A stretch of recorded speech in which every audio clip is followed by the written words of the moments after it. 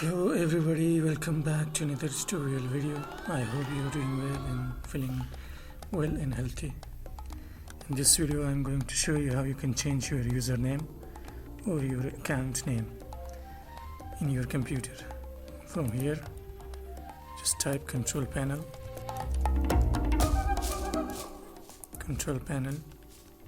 then go to user accounts, find user account from this all sections, and from here change your account name. Click here.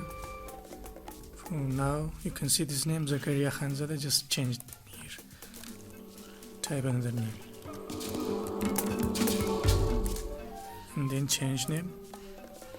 Now you can see that the name has changed.